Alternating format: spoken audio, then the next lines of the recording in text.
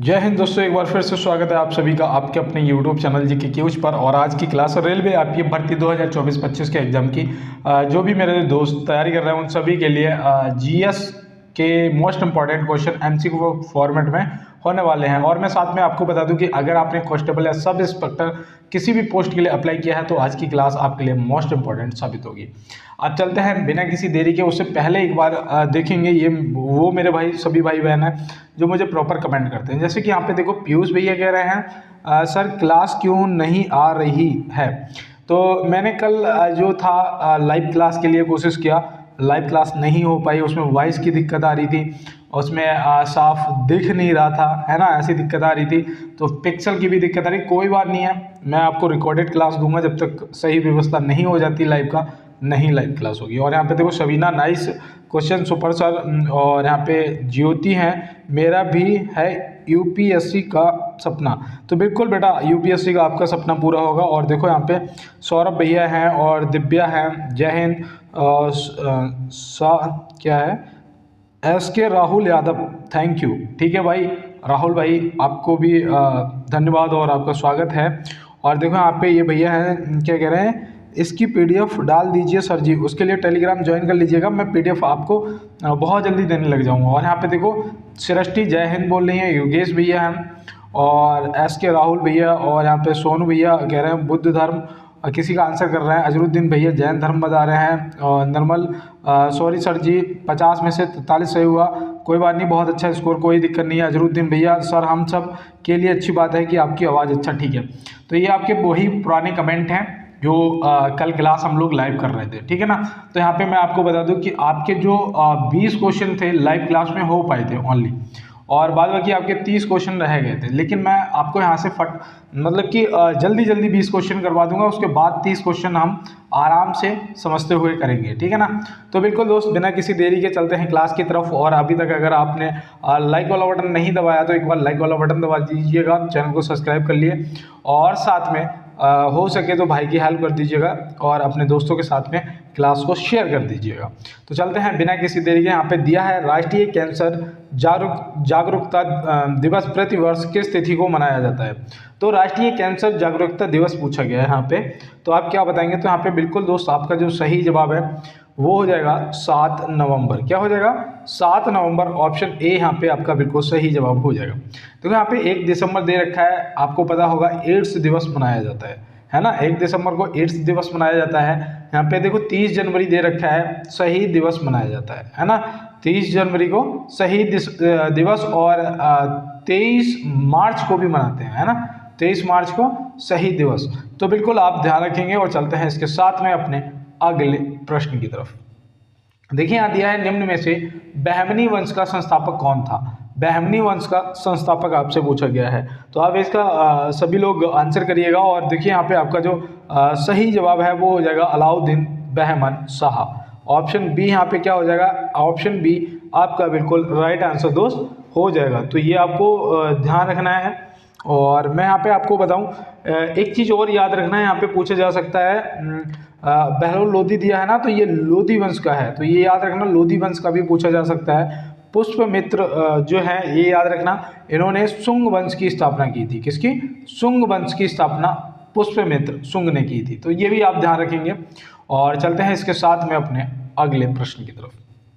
देखिए यहाँ पे दिया है सारे जहां से अच्छा हिंदुस्तान हमारा नारा किसने दिया था। सारे जहां से अच्छा हिंदुस्तान हमारा नारा किसने दिया था। तो आप यहाँ पे क्या बताएंगे, यहाँ पे जो आपका बिल्कुल राइट आंसर है वो आपने कर दिया होगा मोहम्मद इकबाल जी, है ना, मोहम्मद इकबाल जी। ऑप्शन सी आपका यहाँ पे बिल्कुल क्या सही जवाब हो जाएगा।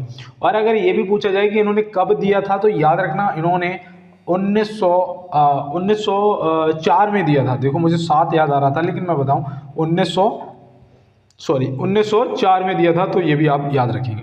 सुभाष चंद्र बोस जी से देखो याद रखना, एक वो दिल्ली चलो, है ना, दिल्ली चलो, और दूसरा था इनका जय हिंद, तो वो भी आपको ध्यान रखना है, ठीक है ना, दिल्ली चलो और जय हिंद। महात्मा गांधी जी का एक तो वो है करो या मरो, है ना, करो या मरो का, और दूसरा भारत छोड़ो, है ना।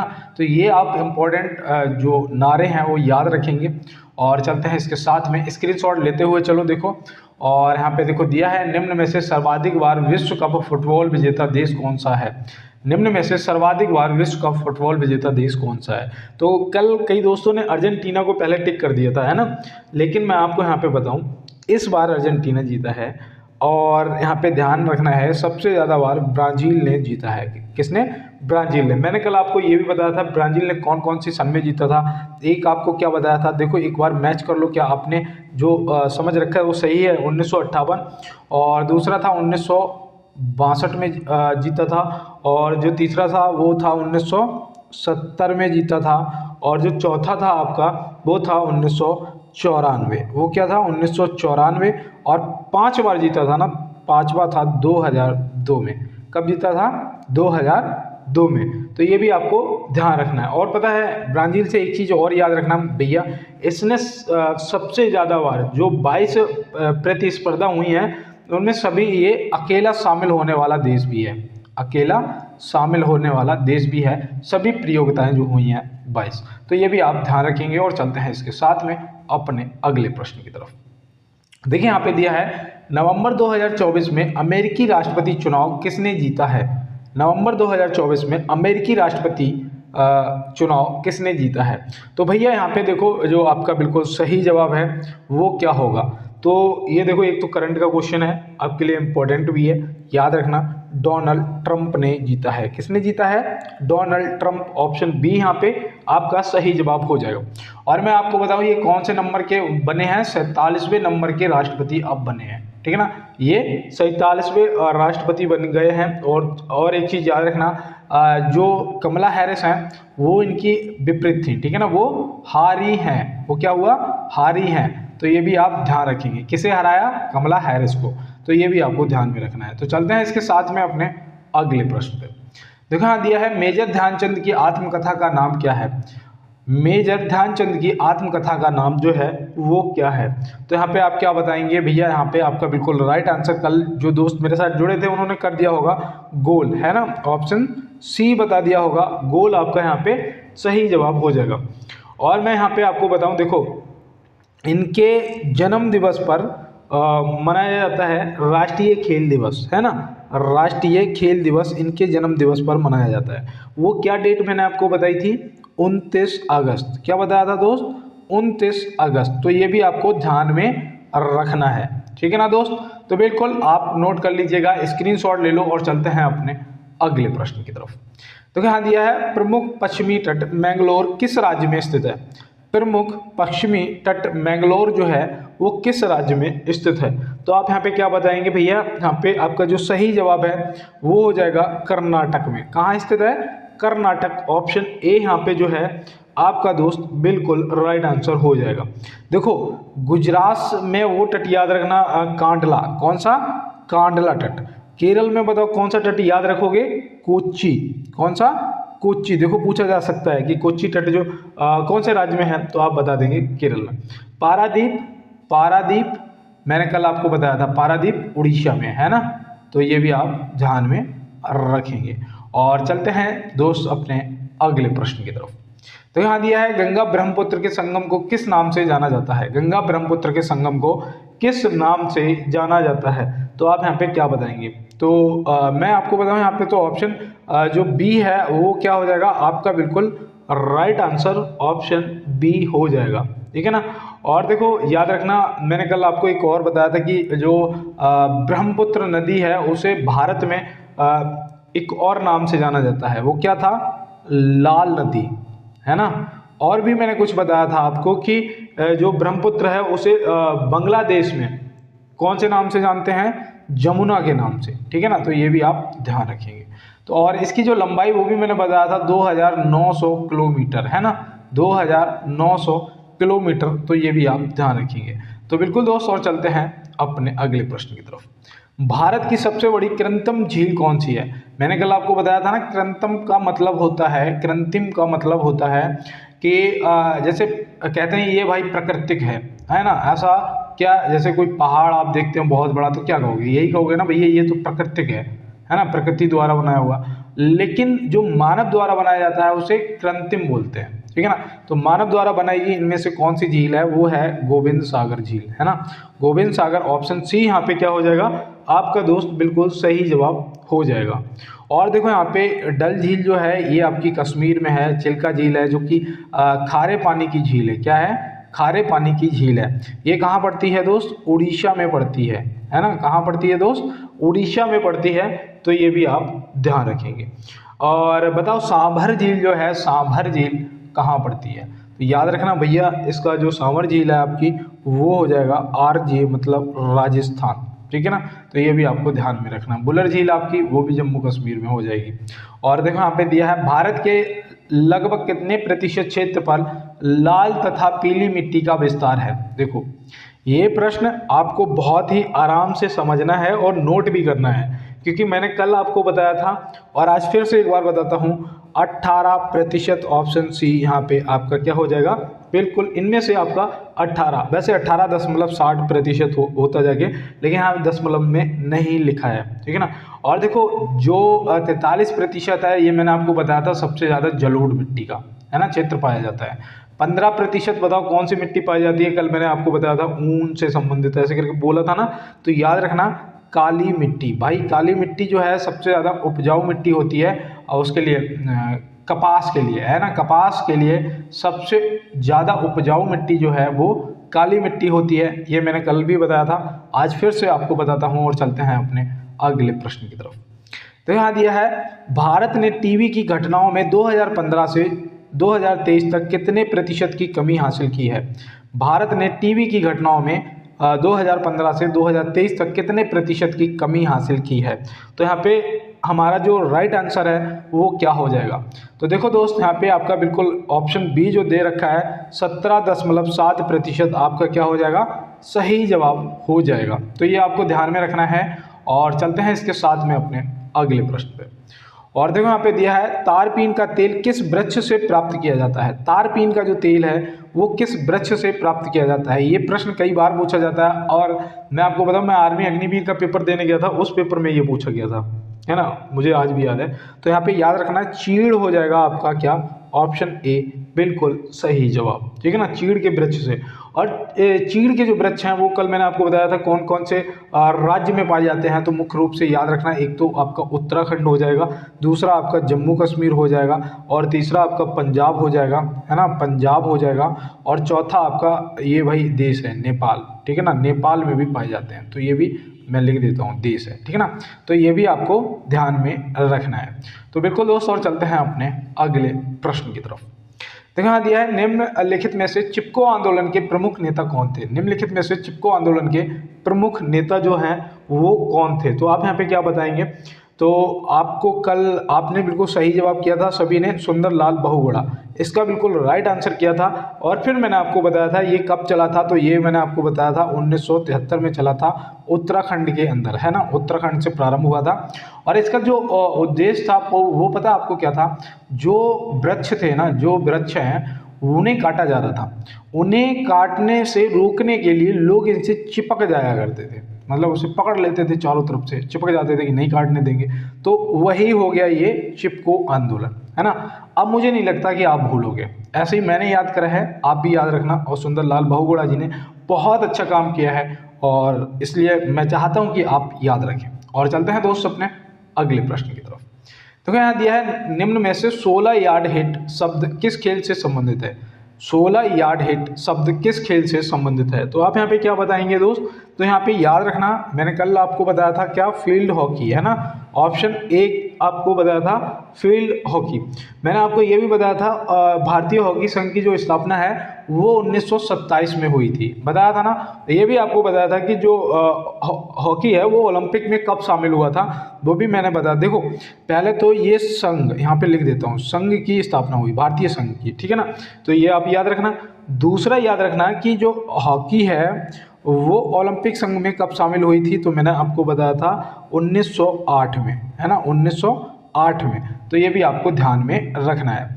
और देखो यहाँ पे फुटबॉल से वो याद रखना पेनल्टी किक, है ना, पेनल्टी किक। और देखो क्रिकेट से तो आप गली है, चाइना मैन है, और गुगली शब्द है, ये सब आपको ध्यान में रखने हैं, किससे, क्रिकेट से। तो स्क्रीनशॉट ले लो और चलते हैं अपने अगले प्रश्न पे। देखो यहाँ दिया है WHO की अध्यक्ष बनने वाली भारत की एकमात्र महिला कौन थी। WHO की अध्यक्ष बनने वाली भारत की एकमात्र महिला कौन थी। तो भैया कब से कब तक बनी थी, वो कौन थी, तो याद रखना वो यहाँ पे आपका सही जवाब हो जाएगा और राजकुमारी अमृत कौर जी, जो कि ऑप्शन सी में दिया गया है ना। राजकुमारी अमृत कौर जी थी। ये कब से कब तक रही थी, तो वो भी याद रखना 1947 से मैंने कहा था ना 10 वर्ष कहा था प्लस 10 वर्ष, तो 1957 तक। तो ये आप ध्यान रखना, यहाँ पे देखो 1500 लिख रहा हूँ, माफ़ी चाहता हूँ, 1957 तक, तो ये भी आपको ध्यान रखना है। और देखो यहाँ पे एक चीज़ याद रखना, WHO की पहले तो फुल फॉर्म बताता हूँ, कल मैंने आपको बाद में बताया था। W का मतलब होता है वर्ल्ड हेल्थ ऑर्गेनाइजेशन, है ना। तो WHO फुल फॉर्म हो गया। इसकी जो स्थापना है वो कब हुई थी, तो याद रखना भैया 7 अप्रैल 1948 को हुई थी। कितने देश इसमें शामिल हुए, कितने देश इसमें हैं, ठीक है ना। अगर पूछ लिया जाएगा तो बता देना 194 देश इसमें सदस्य हैं। तो ये भी आपको ध्यान रखना है। इसका जो मुख्यालय है वो कहाँ पर है, इसका जो मुख्यालय है वो कहाँ पर है, तो याद रखना भैया जेनेवा स्विट्जरलैंड। कहाँ है, जेनेवा स्विट्जरलैंड में। तो ये भी आप याद रखेंगे, स्क्रीनशॉट ले लो और चलते हैं अपने अगले प्रश्न की तरफ। देखो यहाँ पे हमारा अगला प्रश्न है कि कौन भारतीय व्यक्ति अंतरराष्ट्रीय सौर संगठन ISA के नए महानिदेशक बने हैं। देखो पहले तो दोस्त ये इंपॉर्टेंट आपके लिए इसलिए है कि करंट का क्वेश्चन है, ठीक है। और दूसरा यहाँ पे आपको पता होना चाहिए, तो आप यहाँ पे आंसर जो है वो आपका क्या होगा, तो कमेंट बॉक्स में बताइएगा और नोट करिएगा। आशीष खन्ना, ऑप्शन ए आशीष खन्ना जी जो हैं वो हमारे अंतर्राष्ट्रीय सौर संगठन के नए महानिदेशक नियुक्त किए गए हैं। तो ये भी आप ध्यान रखेंगे। और देखो इनसे पहले जो थे ना वो थे अजय माथुर जी, इनसे पहले जो थे वो कौन थे, अजय माथुर जी। तो ये भी आप ध्यान रखेंगे। और चलते हैं दोस्त अपने अगले प्रश्न की तरफ। और देखो हमारा 70वां क्वेश्चन है, और जैसा कि आपको पता है कि मैं 70वें क्वेश्चन पे 1 मिनट के लिए रुकता हूँ। तो पहले तो मैं यही कहूँगा कि हो सकता है मेरी ज़बान पे माँ सरस्वती विराजमान हो, और जो भी मेरे दोस्त इस टाइम मेरी आवाज़ को सुन रहे हैं उन सभी को 100% इस बार सफलता मिलेगी। और दूसरा मैं आपसे बस इतना कहूँगा कि अगर आप मेरे साथ नए जुड़े हो तो एक बार लाइक वाला बटन जरूर दबाएंगे, ठीक है ना। मेरे सारे पुराने दोस्त दबाते हैं, एक बार आप लाइक वाला बटन दबाइएगा और साथ में चैनल को सब्सक्राइब दोस्त जरूर कर लेना, ठीक है। और बेल आइकन को दबा लेना ताकि जैसे क्लास आएगी, जो क्लास है अपनी वो 4 बजे से 6 बजे के बीच में आपको मिल जाया करेगी। तो आप बेल आइकन को दबा लेंगे और साथ में थोड़ा सा हेल्प करना चाहते हो भैया की, तो यार क्लास को दोस्तों के साथ में शेयर जरूर करना। और अब चलते हैं अपनी क्लास की तरफ और देखते हैं हमारा पहला जो प्रश्न है वो क्या है। देखो यहाँ पे दिया है निम्नलिखित में से किस राज्य में थार मरुस्थल स्थित है। तो थार मरुस्थल यहाँ पे आपसे पूछा गया है, तो आप यहाँ पे क्या बताएंगे। तो बिल्कुल दोस्त मैं उम्मीद करता हूँ कि आपने कमेंट बॉक्स में बता दिया होगा, और यहाँ पे हमारा सही जवाब ऑप्शन सी और राजस्थान हो जाएगा। अब देखिए यहाँ पे एक चीज़ मैं और बताऊँ आपको, मैंने कल भी आपको बताया था कि थार मरुस्थल और भी राज्यों में फैला हुआ है, ठीक है ना। तो यहाँ पे वो कौन कौन से राज्य हैं आपको पता होना चाहिए। जैसे कि आपका एक गुजरात हो जाएगा, जो मैंने कल बताए थे, आप देखिए मैच करिए क्या सही आपने लिखा है। दूसरा पंजाब हो जाएगा, और तीसरा राज्य एक और बताया था HR हरियाणा, है ना, HR, तो हरियाणा भी हो जाएगा। तो आपको याद रखना है दोस्त, और मुख्य रूप से राजस्थान में है। और चलते हैं अपने अगले प्रश्न की तरफ। देखिए यहाँ पे दिया है लाफिंग गैस का रासायनिक नाम क्या है। लाफिंग गैस का रासायनिक नाम यहाँ पे आपसे पूछा गया है, तो आप यहाँ पे क्या बताएंगे, नाइट्रस ऑक्साइड, है ना। तो ऑप्शन सी यहाँ पे क्या हो जाएगा, हमारा बिल्कुल सही जवाब दोस्त हो जाएगा। और चलते हैं इसके साथ में अपने अगले प्रश्न की तरफ। देखो यहाँ पे दिया है भारत में बना दुनिया का सबसे बड़ा क्रिकेट स्टेडियम कौन सा है। भारत में बना दुनिया का सबसे बड़ा, तो देखो इंपॉर्टेंट तो बनता है दोस्त, क्योंकि दुनिया का सबसे बड़ा है और भारत में बना है। तो याद रखना है यहाँ पे जो हमारा सही जवाब है वो क्या होगा, Narendra Modi stadium, option B बिल्कुल राइट आंसर हो जाएगा। तो ये आपको ध्यान में रखना है। इससे पहले इसका जो नाम था वो क्या था, मोटेरा, है ना, क्या था, मोटेरा स्टेडियम। तो ये भी आप ध्यान रखेंगे। और ये कहाँ पर स्थित है ये भी याद रखना, अहमदाबाद में स्थित है, जो कि आपके गुजरात में है ना, अहमदाबाद गुजरात में हो जाएगा। तो बिल्कुल दोस्त, और आप ध्यान रखेंगे, स्क्रीनशॉट ले लो और चलते हैं इसके साथ में अपने अगले प्रश्न की तरफ।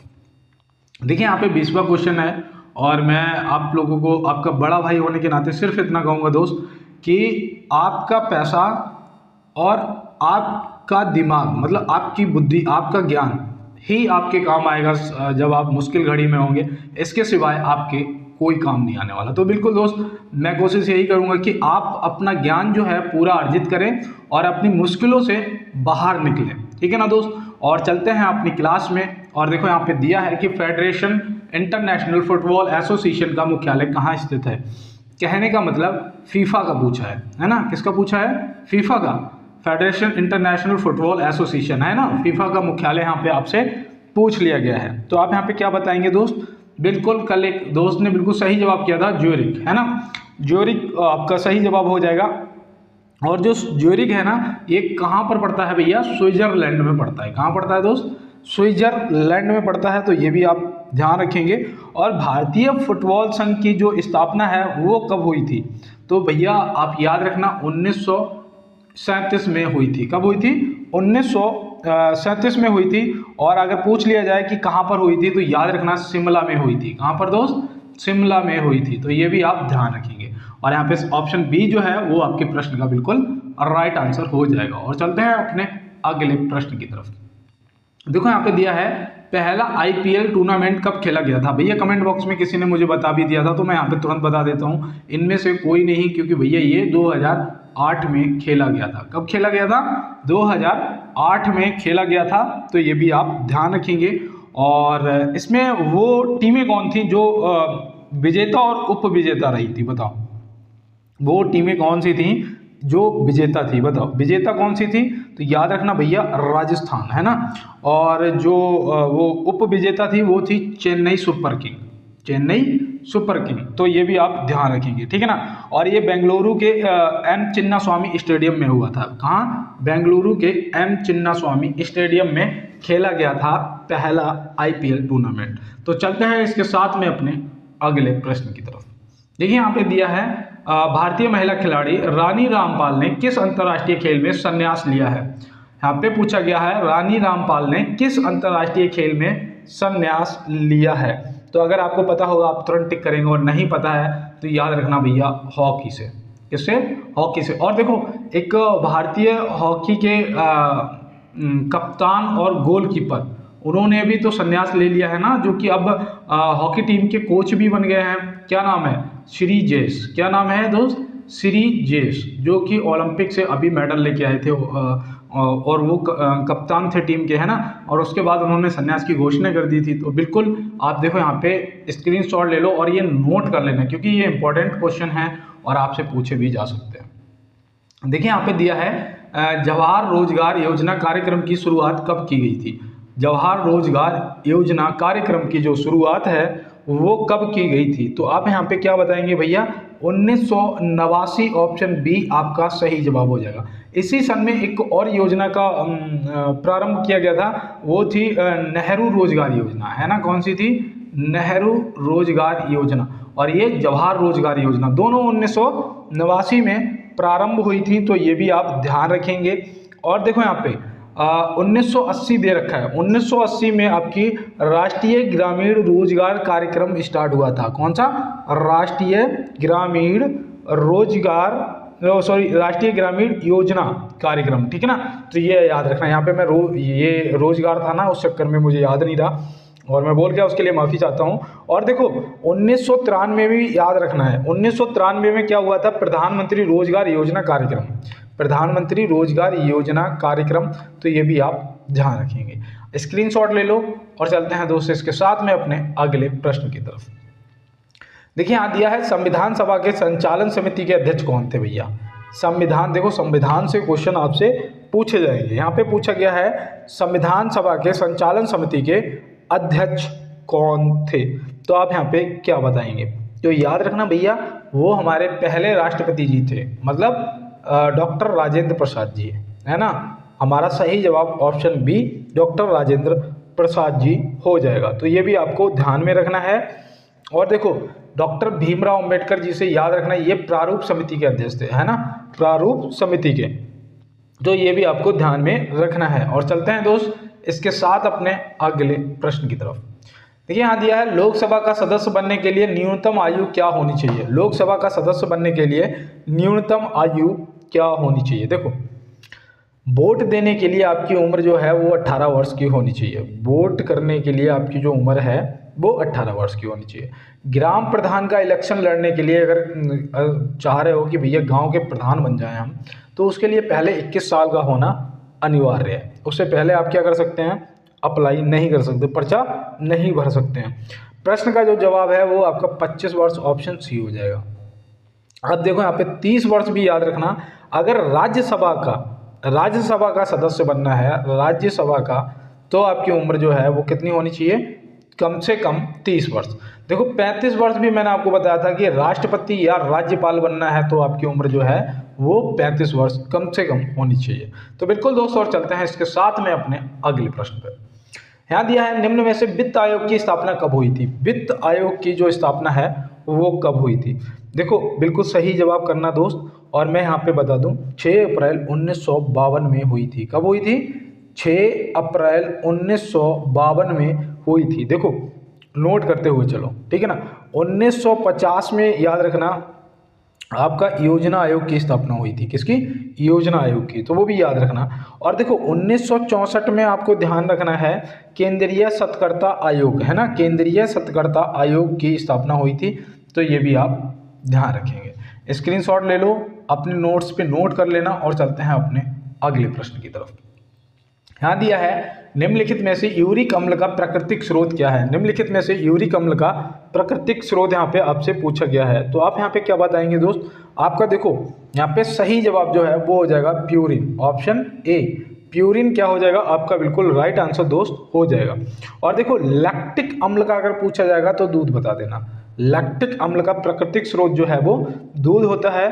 और टाइटेरिक अम्ल जो है टार्टरेरिक ऐसे लिख देता हूँ मैं, टार्टेरिक, है ना, टार्टेरिक अम्ल का जो प्राकृतिक स्रोत है वो इमली और अंगूर। तो ये भी आप याद रखेंगे, ठीक है ना। स्क्रीनशॉट ले लो, चलते हैं अपने अगले प्रश्न की तरफ। यहाँ पूछा गया है हाल ही में महासागर शिखर सम्मेलन की मेजबानी किस देश ने की है। अभी हाल की बात है और ये आपके करंट का क्वेश्चन है, आपसे पूछा भी जा सकता है कि हाल ही में महासागर शिखर सम्मेलन की मेजबानी किस देश ने की है। तो आप क्या बताएंगे, यहाँ पे बिल्कुल सही जवाब हमारा अपना मेरा भारत, ऑप्शन ए बिल्कुल क्या हो जाएगा, सही जवाब दोस्त हो जाएगा। इसमें पता है 10 देशों ने भाग लिया था। कितने, 10 देश, ठीक है ना, 10 देश ने भाग लिया था। तो मैं चलो यहाँ पे देशों लिख देता हूँ, ठीक है ना, 10 देशों ने भाग लिया था। तो ये भी आप ध्यान रखेंगे। और चलते हैं इसके साथ में अपने अगले प्रश्न पे। सॉरी, यहाँ पे दिया है निम्नलिखित में से डायनोमो की खोज किसने की थी। डायनोमो की जो खोज है वो किसने की थी। तो बिल्कुल दोस्त बहुत ही इजी क्वेश्चन है और बहुत ही इजी आंसर भी है, आपने आंसर कर भी दिया होगा। माइकल फैराडे, है ना, माइकल फैराडे, ऑप्शन ए। कब की थी तो वो भी याद रखना, 1830 में की थी। कब की थी, 1830 ईस्वी में की थी। तो ये भी याद रखना।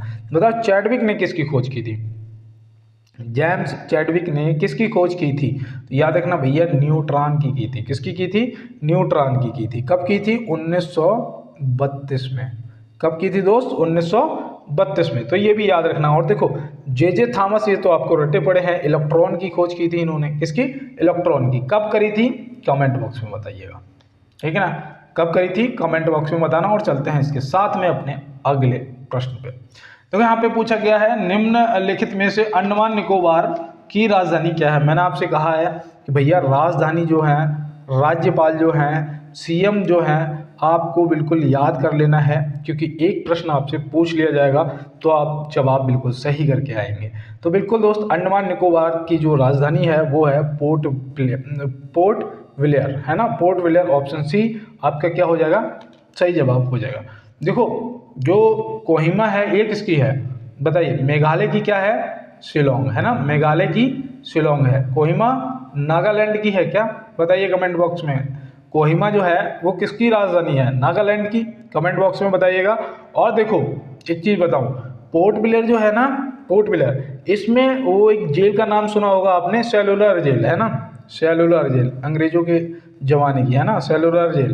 तो सेलुलर जेल जो है वो आपकी पोर्ट ब्लेयर में है। और एक एयरपोर्ट भी है वीर सावरकर, है ना, ये पूछ लिया जाता है बेटा, वीर सावरकर एयरपोर्ट कहाँ स्थित है। तो आप बहुत ही इजी तरीके से बता देंगे, पोर्ट ब्लेयर जो कि अंडमान निकोबार की राजधानी है, ठीक है ना। तो ये आपको ध्यान में रखना है। और चलते हैं दोस्त अपने अगले प्रश्न पे। यहाँ दिया है निम्नलिखित में से कूका आंदोलन कहाँ हुआ था। कूका आंदोलन कहाँ हुआ था, तो आप यहाँ पे क्या बताओगे, बताओ। तो याद रखना भैया, ये हुआ था पंजाब में। कहाँ हुआ था दोस्त, पंजाब में हुआ था। और याद रखना पंजाब में अंग्रेजों के खिलाफ पहला अहम आंदोलन था। क्या, पहला अहम आंदोलन। तो ये भी आप याद रखेंगे, लिख लो दोस्त। कब हुआ था, 1871-72, ठीक है ना, 71-72 लिख देता हूँ, ठीक है ना, 71-72 में हुआ था। तो ये भी आप ध्यान रखेंगे, नोट कर लो, स्क्रीनशॉट ले लो। और बेटा चलते हैं अपने अगले प्रश्न की तरफ। देखो कहते हैं ना, मैं आपसे हमेशा आपको मोटिवेट करता हूँ कि दोस्त हारता वही है जो मन से हार जाता है। युद्ध भूमि में हारा हुआ जो होता है वो फिर से जीत जाता है अगर उसका मनोबल नहीं गिरा, है ना, उसका जो इच्छा शक्ति अगर मजबूत है तो वो जीत जाएगा। और मैं इसीलिए कहता हूँ कि मेरा हर हार से वादा है, मेरा हर हार से वादा है, अगली जीत जो होगी वो एक तरफा होगी, है ना। तो बिल्कुल दोस्त, और इस बार तो हमारी जीत निश्चित है और हम अपना सिलेक्शन जो है वो लेके रहेंगे। और देखो यहाँ पे दिया है कठपुतली निम्नलिखित में से किस राज्य का प्रमुख लोक नृत्य है। कठपुतली पूछा गया है किस राज्य का प्रमुख लोक नृत्य है, तो आप यहाँ पे क्या बताएंगे। तो बिल्कुल दोस्त, आपको बहुत ही इजी क्वेश्चन है और याद रखना है राजस्थान का। किसका, राजस्थान का। तो ये आपको याद रखना है। केरल का आपको कथकली याद रखना है ना, कथकली। उत्तर प्रदेश का कथक। और देखो इस पे ना कई दोस्त ये भी पूछ लेते हैं कि भैया उत्तर प्रदेश का या उत्तर भारत का। तो भैया देखो, अगर आपको उत्तर भारत मिलता है, ठीक है ना, ऑप्शन में उत्तर भारत मिलता है, तो कथक का पूछा जाए तो आप लगा देना, ठीक है ना।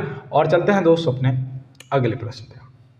यहाँ दिया है वह भारतीय राजनीतिक दल कौन सा है जिसकी स्थापना ताशकंद में हुई थी।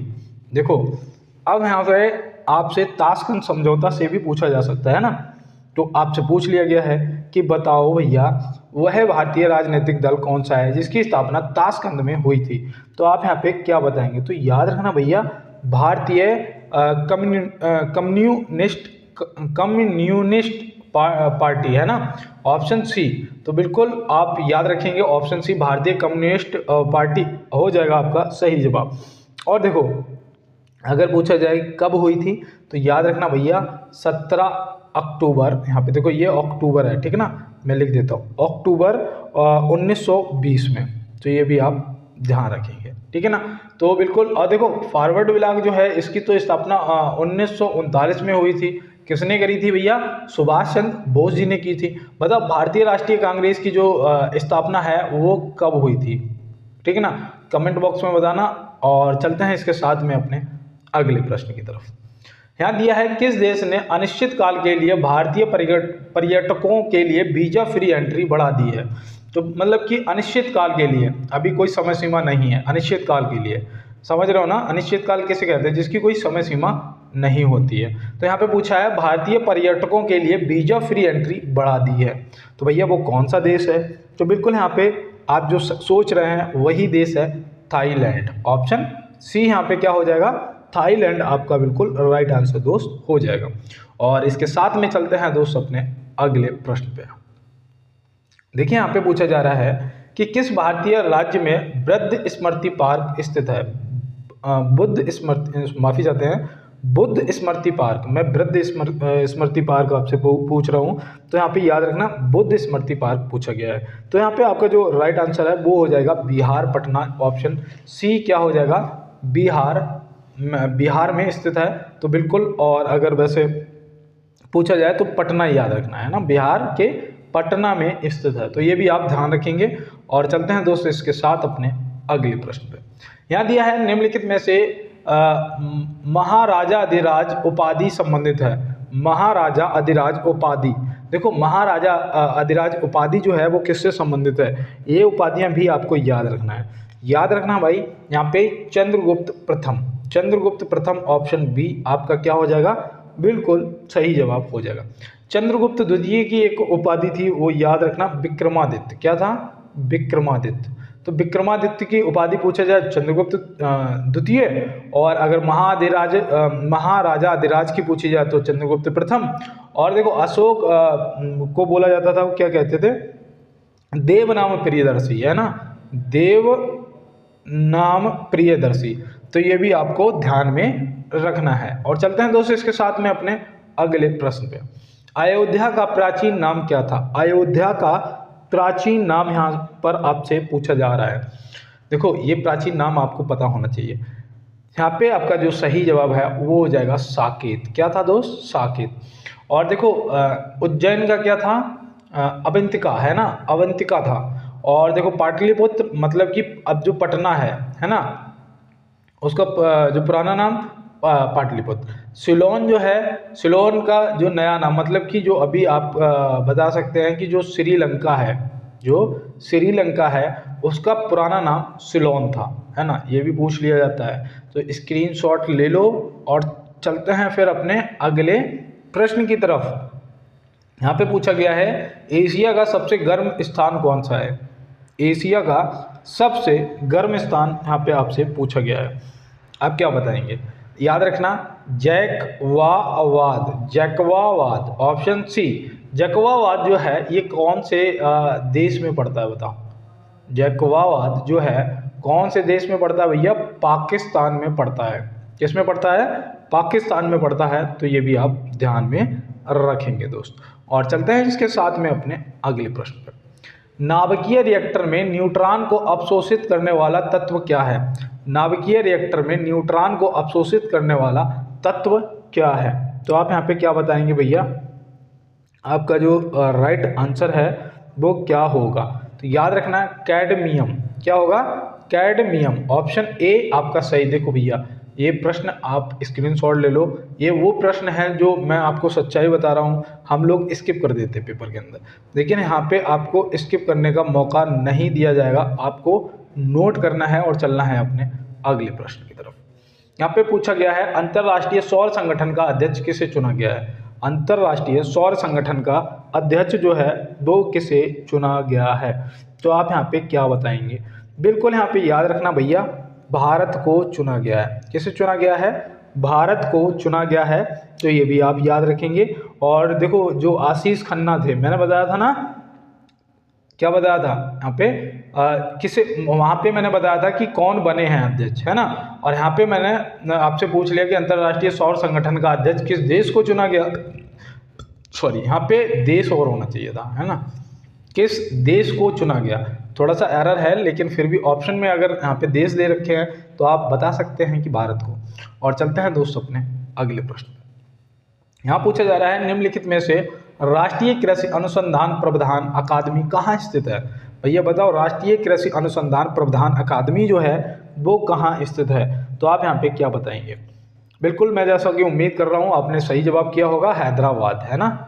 ऑप्शन सी यहाँ पे हैदराबाद आपने बिल्कुल राइट आंसर किया होगा। अगर इसकी स्थापना की बात करें कि इसकी जो स्थापना है वो कब हुई थी, तो आप यहाँ पे क्या बताएंगे? 1976 में हुई थी। कब हुई थी दोस्त? 1976 में हुई थी। तो ये भी आपको ध्यान में रखना है। और चलते हैं इसके साथ में अपने अगले प्रश्न पे। देखो यहाँ पूछा है भारत में प्रथम राष्ट्रीय खनिज नीति कब घोषित हुई थी? भारत में प्रथम राष्ट्रीय खनिज नीति कब घोषित हुई थी?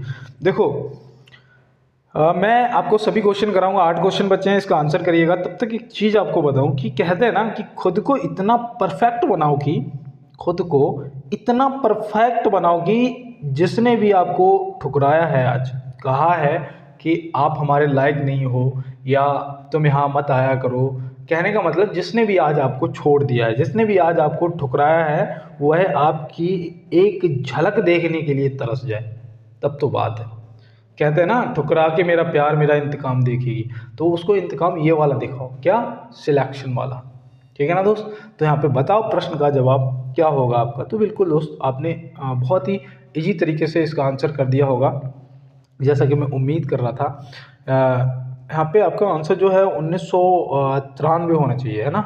1993 जो है वो आपका आंसर सही हो जाएगा। और मैं बताऊँ ये केंद्र सरकार द्वारा लागू की गई थी, है ना। किसके द्वारा? केंद्र सरकार द्वारा लागू की गई थी। तो ये भी आपको ध्यान में रखना है। और जब रिदम एक बार बिगड़ जाता है ना, फिर बनाने में टाइम लग जाता है। देखो यहाँ पे दिया है स्टेनलेस स्टील एक मिश्र धातु है, जबकि वायु एक क्या है? बताओ, वायु एक है। वायु एक क्या है? मैंने आपको कई बार बताया है कि भैया जो वायु है ना वो मिश्रण है। क्या है? मिश्रण है। तो ये आप ऑप्शन सी सही जवाब बताओगे, ठीक है ना। जैसे यहाँ पे बोल देते हैं जो स्टेनलेस स्टील है ना, ये मिश्र धातु किसकी है? तो याद रखना लोहा और क्रोमियम, लोहा और क्रोमियम से मिलकर ये बना होता है, ठीक है ना, स्टेनलेस स्टील। तो ये भी आप ध्यान रखेंगे। और चलते हैं इसके साथ में अपने अगले प्रश्न में।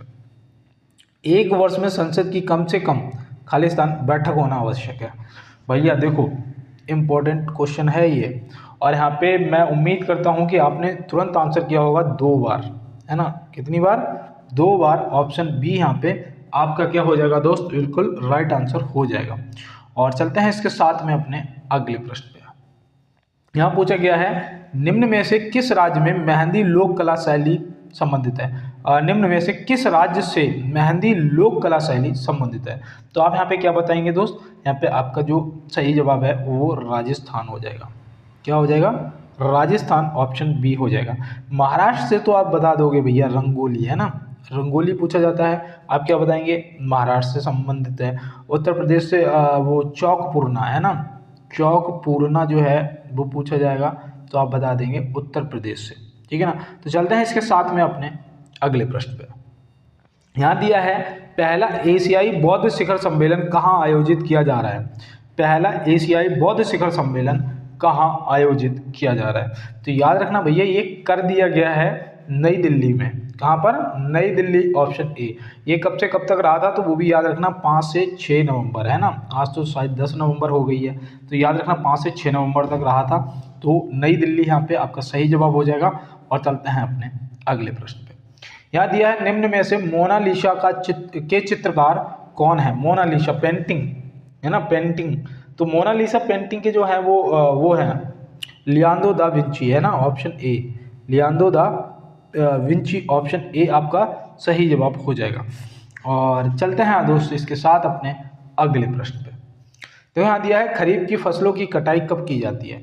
मैंने आपको रबी की फसल और खरीफ की फसल दोनों बताइए ना। मक्का जो है वो उसकी कटाई कब होती है? बताओ, मक्का की कटाई जो है वो कब तक होती है? याद रखना सितंबर से अक्टूबर, है ना, सितंबर से अक्टूबर।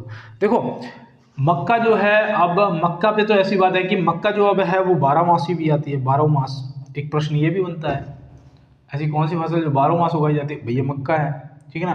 तो याद रखना यहाँ पे खरीफ की फसलें और रबी की फसलें। तो खरीफ की फसलें सितंबर से अक्टूबर तक। और चलते हैं इसके साथ में अपने अगले प्रश्न पे।